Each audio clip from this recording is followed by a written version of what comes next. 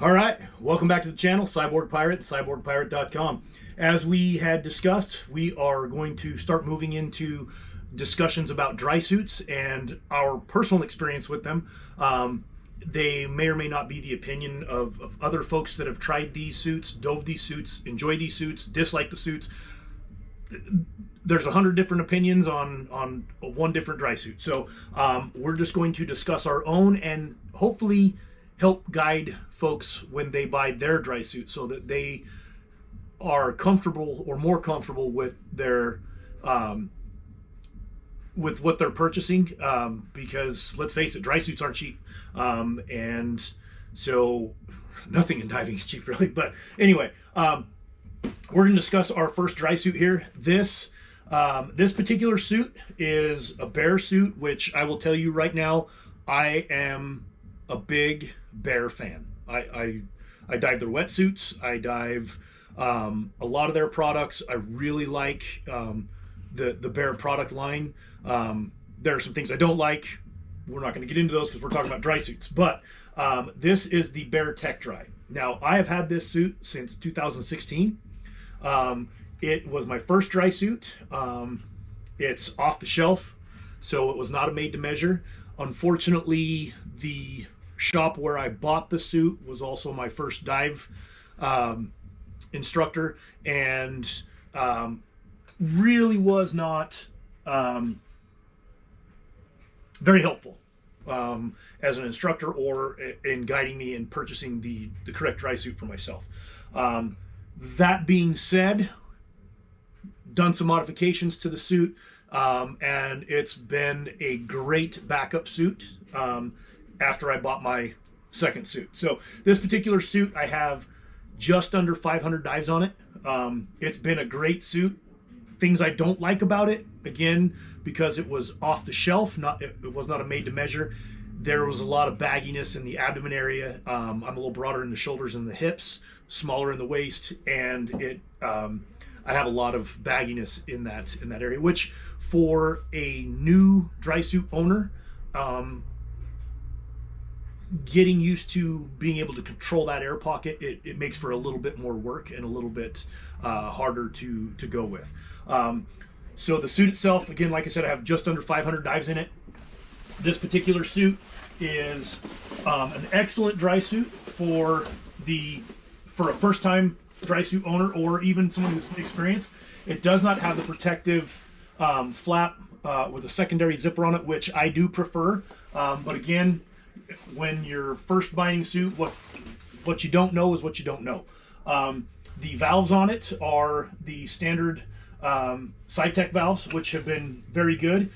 This is the higher profile. The newer ones you can get with the lower profile, which is the exhaust valve I prefer.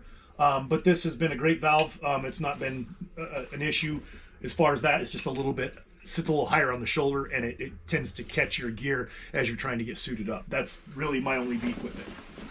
This particular dry suit, it does come with suspenders. I can find them in here. It does come with the suspenders. They're the standard Bear.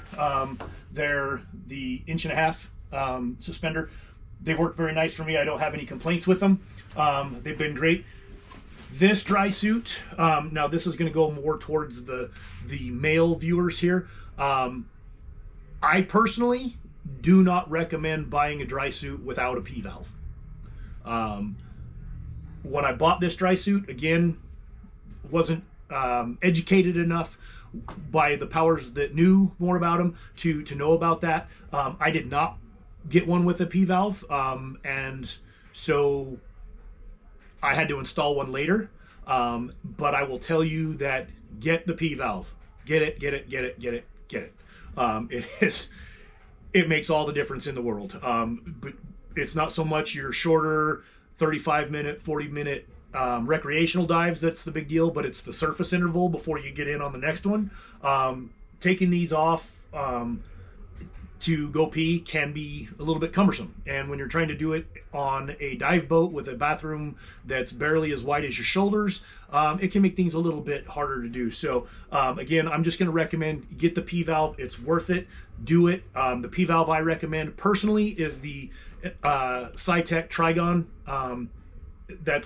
That's the best P-valve that I've seen on the market. You don't get bladder infections and a bunch of other things that come along with that. So low maintenance, easy to do, easy to use. Go with the Cytec Trigon and get the P-valve, period. So this one, as I said, I did install a P-valve on it later. That's the exhaust port for the P-valve right there. I did install this myself. I am now servicing dry suits and doing minor repairs on them, installing P-valves, those type of things. So it's not that big a deal. I can do those, but it's just better order it from the supplier when you get it. Integrated boots. I really like integrated boots. I do not shore dive, so I'm going to tell you right now, if you're someone who's a shore diver, you may want to look into getting socks and wearing rock boots, or getting a set of Chuck Taylors to dive with. I don't shore dive. I don't like shore diving.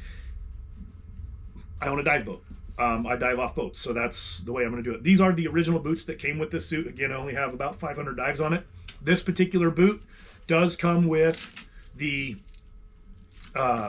strap there that helps prevent air getting in there or the boot sliding off of your foot. We'll talk about that with the next bear suit that I talk about. But I like these and I dislike them. I like them because they do keep your boots from coming off, and they just give you a little bit more secure feeling. I don't like them because if you forget to open this up before you put your dry suit on, you're going to get stuck, and then you have to stand on the legs of your dry suit while you're trying to open that up. Just, again, not a big deal, but it's one of those that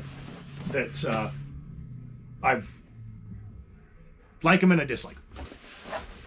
Now, again, something else I was not aware of when I purchased this dry suit was how much I was going to need thigh pockets. Now, as a recreational diver, thigh pockets aren't as big a deal, but once you get into the tech realm, or you're doing longer dives, you're going to find out that thigh pockets are very, very, very important. So luckily enough for me, again, I do dry suit repair, dry suit modification, dry suit install. So I personally like the Subgravity Deluxe thigh pocket. The reason I like this thigh pocket is because it does have a zipper on the flap. This is where you can put a number of different things, diving rebreathers, and using a nerd. There's a cap that goes on the end of that nerd.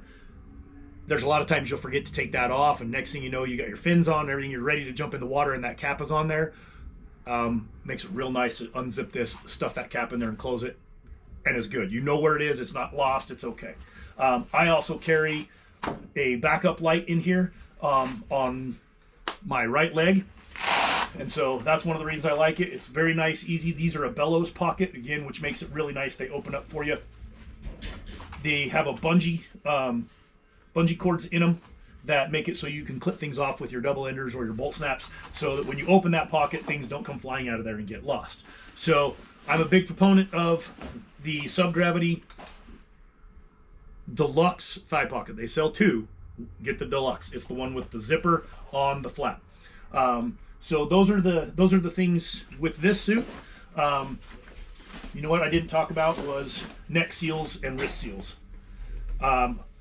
I personally do not recommend the neoprene neck seals, just because they work really good when they work, and then when they don't work anymore, you have to send the suit back to have them replaced, and it's just not, they're not as easy.